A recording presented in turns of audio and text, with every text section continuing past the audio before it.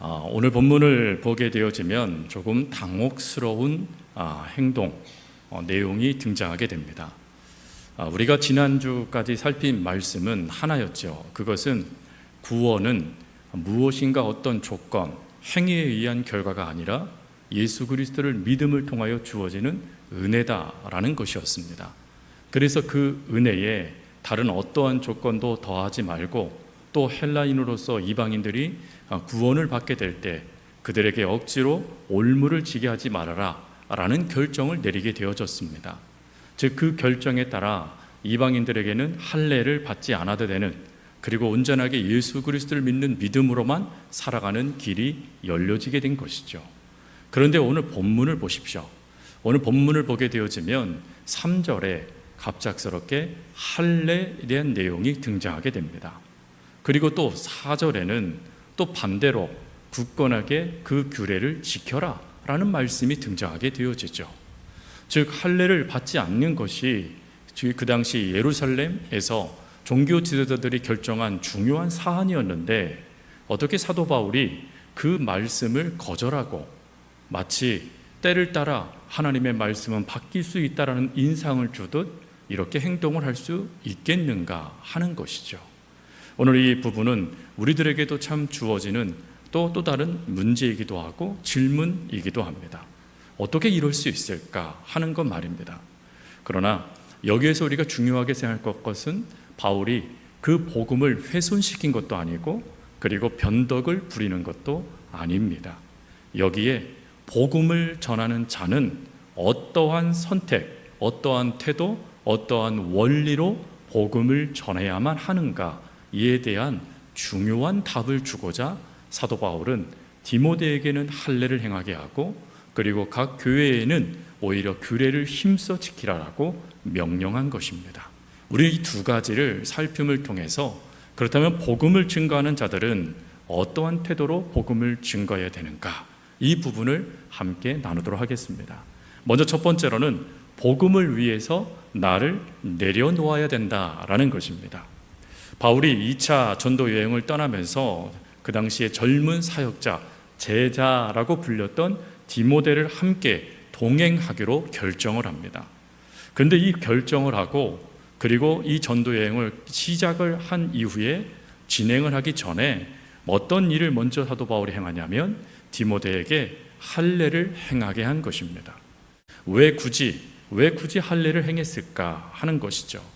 이것에 대해서 성경은 뭐라고 대답을 하냐면 3절에 그 지역에 있는 유대인들 때문이다 라고 이야기를 합니다.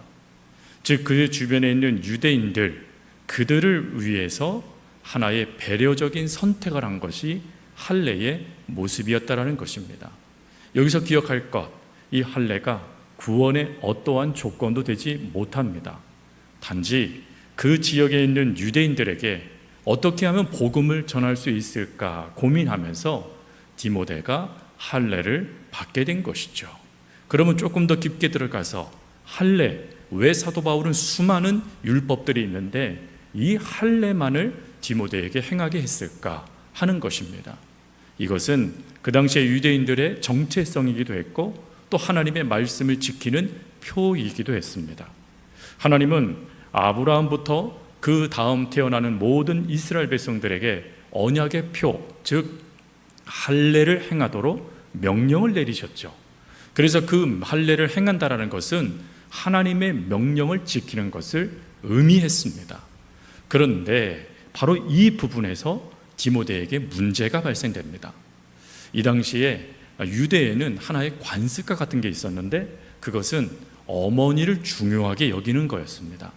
왜 어머니를 중요하게 여겼는가, 이에 대해서는 신명기와 에스라서 말씀을 가보면 한 어머니로 인하여서 이스라엘에 죄악이 밀고 들어왔기 때문에 이 유대인들은 그 죄악을 끊고자 의도적으로 유대인으로서 부부 중 누가 유대인이어야지만 정통 유대인이 될 수 있을 것인가, 이에 대한 답을, 규례를 정하게 됐습니다. 그 규례가 바로 남녀 부부 중에 아내, 즉 어머니가 유대인이어야만 이스라엘 다른 꼭 남편이 이방인이나 할지라도 그는 유대인이다 라는 규례가 있었는데 그 규례를 이 디모데에게 적용을 하게 됐다는 것이죠. 근데 문제는 디모데가 어머니는 유대인이었고 아버지는 헬라인이었습니다. 그러니 그는 유대인입니까? 헬라인입니까? 유대인입니까? 헬라인입니까? 조금 전에 제가 말씀드렸잖아요. 누가 유대인이어야 자녀가 유대인이 될 수 있습니까? 어머니가 유대인이어야 자녀가 유대인이 될 수 있습니다. 그러면 디모데는 유대인입니까? 헬라인입니까? 유대인이죠. 그런데 유대인이라는 그 규정에 의해서 디모데가 문제가 되는 겁니다. 무엇이 문제가 되죠? 그는 할례를 받지 않았습니다. 근데 이 당시에 유대인이 할례를 받지 않는다는 것은 뭘 의미했냐면 하나님의 언약을 저버리는 배교를 의미했습니다. 그러니 여러분 여기에서부터 벌써 복음이 막히기 시작하는 거예요. 더군다나 사도 바울이 각 지역마다 움직이게 될 때마다 어디를 선교의 제 첫 번째 출발지로 삼았냐면 회당을 선교의 출발지로 삼았습니다. 즉 유대인들이 구원받는 것을 사도 바울이 너무 중요하게 여겼기 때문에 항상 회당에서 주의 복음을 증거하였죠. 그런데 여러분 그곳에 이제 앞으로 누구와 함께 들어가야 되냐면 디모데와 함께 들어가게 됩니다. 근데 문제는 이 디모데가 어떤 존재인지 대해서 유대인들이 알고 있었다는 것입니다. 즉 유대인이면서 할례를 받지 않는 배교자. 그러니 사도 바울은 그 문제가 이제 복음의 확장에 있어서 엄청난 걸림돌이 될 거라는 것을 알고 있었다는 것입니다. 그래서 구원의 조건을 다는 것이 아니라 복음이 확장되기 위하여 사도 바울은 디모데에게 지금 이 할례를 허락하고 있다라는 것입니다. 여러분 여기에서도 디모데의 관점을 또 살펴야 되죠. 여러분 디모데는 사도행전 16장 말씀에도 보니 나와 있지만 이미 예수 그리스도를 믿은 그리고 많은 사람들에게 칭찬받는 제자였습니다. 제자라는 이 단어가 쓰여졌으니 결국 그는 구원받은 자이고 말씀에 무장된 자라는 것을 뜻합니다. 그러니 그 당시에 사도 바울이 여차하니 너 할례 좀 받자 라고 말했을 때 저는 복음과 상관없는 그 할례를 굳이 받을 필요가 없다고 생각합니다 라고 거절할 수 있었다라는 것입니다. 아니 그래도 문제되지 않았다라는 것이에요. 그러나 놀라운 점은 디모데가 순종하더라는 것이에요. 왜 순종합니까? 자신이 복음 전파에 걸림돌이 된다라는 것을 그도 알았다라는 것입니다.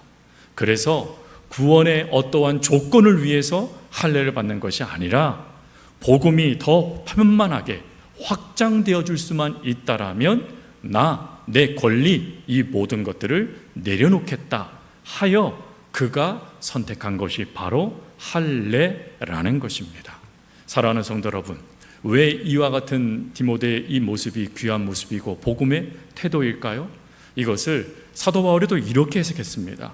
고린도전서 9장 19절에 내가 모든 사람에게 자유로우나 스스로 모든 사람에게 종이 된 것은 더 많은 사람을 얻고자 함이라. 왜 이렇게 해야 되죠? 복음이 방해가 되지 않고 복음이 확대되어져 수많은 사람들을 구원할 수 있는 신앙의 모습이기 때문에 그렇습니다. 즉 많은 사람들이 구원받을 수 있다라면 나 얼마든지 내 자유, 내 선택, 내 권리 포기하겠다라는 것이 디모데의 선택이라는 것이에요. 그런데 이 선택을 예수님은 또 뭐라고 말씀하셨습니까? 예수님은 요한복음 12장 24절에 이렇게 말씀하셨죠. 한 알의 밀알이 땅에 떨어져 죽지 아니하면 한 알 그대로 있고 죽으면 많은 열매를 맺느니라.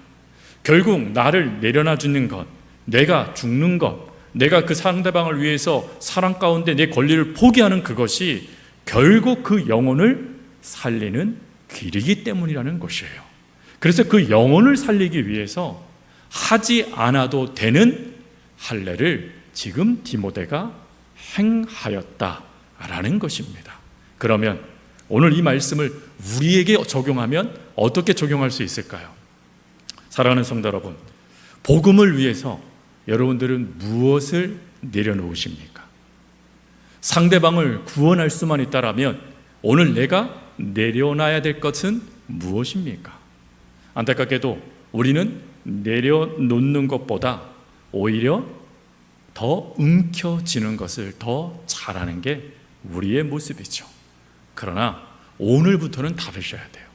오늘부터 우리들은 복음을 위해서라면, 주의 복음이 확장되는 일이라면 내 옳음, 그리고 나의 편안함, 또 나의 권리, 나의 명예, 이 모든 것들을 복음을 위해서 내려놔질 수 있는 그 삶을 하나님은 우리들에게도 원하신다라는 것입니다.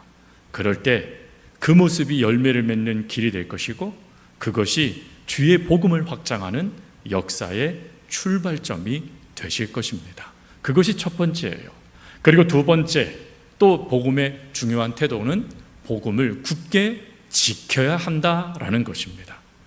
여러분, 여기서 우리가 한 가지 또 질문을 던질 수가 있습니다. 그러면 복음을 위해서라면 무엇이든지 내려놓아도 되는 것일까? 라는 질문이에요. 다시 질문을 던지려면 사람의 기분이나 저소한 형편에 따라 복음의 내용조차 바꾸어도 괜찮을까라는 질문입니다. 여러분, 무엇이죠? 이 대답은? 바꿀 수 있을까요? 없죠.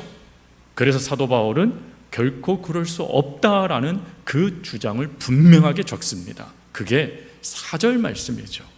여러분, 사도 바울은 분명한 것은 디모데에게 할례를 행하게 합니다. 구원의 조건이 아니에요. 복음을 위한 사랑의 선택이에요. 그 사랑의 선택을 한 이후에 사도 바울은 4절에서 분명하게 얘기를 합니다. 예루살렘에 있는 사도와 장로들이 작정한 규례를 그들에게 주어 지키게 하였다라고 말이죠. 여기서 이 그들에게 주어 지키겠다라는 것은 가르쳐 지키게 했다라는 뜻을 말합니다. 즉 그냥 전한 것이 아니라 왜 그래야 되는지를 설명해 줬다라는 것이에요. 그리고 그들로 하여금 지키라고 명령했다라는 것입니다. 그리고 그 명령을 쓰기 위해서 사도 바울이 어떤 단어를 썼냐면 규례라는 단어를 썼어요. 여러분, 여기서 이 규례라는 이 단어는 그 당시에 어디에서 쓰여진 단어냐면 왕궁 안에서 쓰여졌던 단어였습니다. 왕이 칙령을 내릴 때 쓴 이 칙령이라는 단어가 규례라는 단어였습니다. 근데 사도 바울이 왕의 칙령, 그 규례를 지금 어디에 적용하고 있냐면 말씀에 적용하고 있었다는 것입니다. 즉 하나님의 말씀, 복음, 이것은 반드시 지켜야 될 하나님의 명령이다라고 사도 바울이 가르쳤다라는 것이에요. 그리고 이것이 분명하게 더 확실하게 보여주기 위해서 어찌합니까? 사도 바울 곁에는 또 한 명의 제자가 있었습니다. 그가 누구였냐면 디도라는 제자였어요. 여러분, 디도는 헬라인입니다. 그러면 여기서 질문을 드리겠습니다. 헬라인인 디도는 할례를 받았을까요? 안 받았을까요? 할례를 받았습니까? 안 받았습니까? 답이 딱 나오는데요. 제가 벌써 얘기했잖아요. 헬라인인 디도는 이라고 얘기를 했잖아요. 그러니 그는 할례를 받습니까? 안 받습니까? 안 받죠. 사도 바울은 이걸 분명히 합니다. 그래서 갈라디아서 2장 3절에 그는 이렇게 얘기를 한 거예요. 나와 함께 있는 디도까지도 헬라인이지만 억지로 할례를 받게 하지 아니하였으니, 여기서 억지로 할례를 받다라는 뜻은 원래는 강제로 할례를 받다라는 뜻이에요. 그 당시에 율법의 문제가 끊임없이 교회를 흔들고 있었습니다. 근데 그때 사도 바울이 단호하게 이걸 선을 그어버려요. 절대 디도는 할례 받지 않게 하겠다라고 하여 선을 그었다라는 것입니다. 여러분, 분명한 것은 디모데가 할례를 받은 목적은 그가 유대인으로서 복음을 더 확실하게 전파하기 위한 사랑의 결단이었어요. 하지만 디도는 다릅니다. 만약에 디도가 여기서 할례를 받게 되어지면 여러분, 지금까지 예루살렘에서 결정한 모든 것, 사도 바울이 증거한 모든 진리, 이 모든 진리가 한순간에 물거품이 되어집니다. 즉 구원, 오직 예수 그리스도를 믿음으로 얻게 되어지는 것이다 라는 이 구원의 진리가 완벽하게 훼손되어집니다. 그리고 그 당시에 유대주의자들이 말했던 것, 예수님만으로는 부족하다, 할례를 받아야 구원받는다라는 것에 대한 선례를 남기게 되어집니다. 그리고 그 선례가 끊임없이 치명타가 되어져서 복음을 훼손하는 역사가 되어진다는 것이에요. 그래서 사도 바울은 이것을 아예 단호하게 끊음을 통하여서 구원은 오로지 예수 그리스도를 통하여서만 주어진다, 할례는 구원의 조건이 아니다 라고 하여 디도의 할례 받는 것을 단호하게 거부했다라는 것입니다. 심지어 이걸 더 분명하게 드러내기 위해서 그는 갈라디아서 1장 8절에 뭐라고 말합니까? 우리나 혹은 하늘로부터 온 천사라도 우리가 너희에게 전한 복음 외에 다른 복음을 전하면 뭘 받는데요? 저주를 받을지니라 라고 이야기를 해요. 즉 하나님의 복음 외에 그 어떤 플러스 알파가 없다라는 것이에요. 오로지 예수 그리스도 외에는 구원의 길이 없다, 그것으로 끝났다라는 것을 분명히 합니다. 그런데 거기에 그래도 라는 플러스를 더하게 되면 저주받게 될 것이다 라고 사도 바울이 말할 정도였습니다. 여러분, 여기에서 또다시 우리들의 모습을 바라볼 수 있어야 되죠. 여러분, 우리들도 구원 외에는 다른 것에 우리가 목숨을 걸면 안 됩니다. 예수 그리스도의 말씀, 이 말씀은 우리가 무슨 일이 있어도 목숨을 다하여서 지켜야 돼요. 근데 문제, 현 한국 사회뿐만 아니라 전 세계의 문제가 뭡니까? 말씀을 취향으로 바꿔버리는 거예요. 그래서 그 말씀을 힘써 지켜야 될 이들이 취향이다, 아니면 또 각 세대에 따라 사람의 감정을 위해서 말씀을 이렇게 해석할 수 있다 라고 하여 말씀을 끊임없이 바꾸고 있다라는 것입니다. 심지어 그렇게 크게 나갈 필요도 없죠. 우리의 삶을 한번 바라보면 우리가 하나님의 말씀을 목숨처럼 여기고 지키고 있는가? 내가 타협하고 있는가? 여기만 봐도 안타깝게도 우리도 주의 말씀을 힘써 하나님의 명령이다, 이걸 지켜야 된다라는 사도 바울의 그 말씀에 부끄러울 수 있다라는 것입니다. 그러나 바랍니다, 여러분, 하나님의 말씀은 제가 교육 시간에도 말씀드렸지만 그 말씀을 듣는 순간부터 달라지면 되는 것입니다. 이전에 우리의 삶이 어찌됐던 하나님의 말씀이 주어지면 그때부터 말씀을 지켜가면 되는 것이에요. 그렇다면 오늘 말씀은 무엇입니까? 말씀 타협하지 말라라는 것입니다. 하나님의 말씀이 주어지고 그 말씀이 여러분 손에 들려지면 그 말씀대로 지켜 행하라라는 것입니다. 왜요? 누구의 명령입니까? 하나님의 명령이기 때문에 그렇습니다.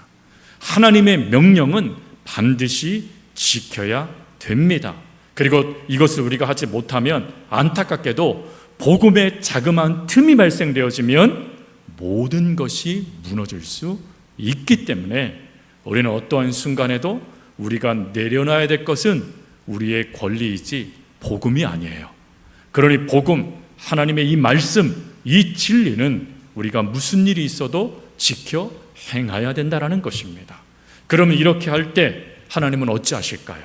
즉 우리가 복음을 위해서 내가 하지 않아도 될 선택을 하며 사랑을 보입니다. 또 주의 복음을 위해서 말씀을 목숨처럼 여기며 그 말씀을 지켜 행합니다. 그러면 하나님은 그런 우리들에게 어떤 은혜를 더하시느냐 하는 것이죠. 5절입니다. 5절. 자, 우리 5절 말씀을 다시 한번 읽겠습니다. 시작. 이에 여러 교회가 믿음이 더 굳건해지고 수가 날마다 늘어가니라. 두 가지의 놀라운 은혜를 더하세요. 내적인 은혜, 외적인 은혜. 내적인 은혜는 뭡니까? 믿음이 더 강하여진다라는 것입니다. 즉 하나님을 사랑하고 하나님을 믿고 따라가는 그 믿음이 견고하게 선다라는 것이에요. 이게 왜 중요하죠? 이 당시에 박해가 본격적으로 이루어지거든요. 끊임없는 박해로 배교자들이 나타나기 시작하거든요. 근데 그 모든 것을 견딜 수 있는 힘, 그 은혜를 말씀을 지키고 복음을 위해 살아가는 자들에게 하나님이 주신다라는 것을 말하는 것입니다. 또 두 번째로 외적으로는요, 교회가 부흥한다는 겁니다. 여러분, 우리가 믿음 있길 원하시잖아요. 그럼 믿음 있길 원하신다라면 뭐 하셔야 돼요? 복음을 위해서 나의 것을 내려놓으시면 돼요. 또 뭘 하셔야 되죠? 복음, 말씀을 목숨처럼 중요하게 여기면서 지켜 행하는 것입니다. 그러면 하나님이 우리들에게 믿음을 세워주신답니다. 하나님이 우리 교회를 부흥시켜 주신답니다. 즉 부흥의 역사는 사람의 수고도 물론 노력도 필요하겠지만 그보다 더 중요한 것은 하나님의 역사예요. 그 하나님의 역사는 바로 말씀을 지키는 성도들이 있는 교회, 그리고 복음이 확장되기 위하여 내 것을 얼마든지 내려놓을 수 있는 교인들이 있는 교회에 하나님은 부흥의 역사를 더해 주신다라는 것입니다. 우리 교회가 이 은혜를 누려가는 교회가 될 수 있기를 바랍니다. 우리 교회가 이 은혜를 자랑하는 교회가 될 수 있기를 주님의 이름으로 부탁드립니다. 우리 기도하겠습니다.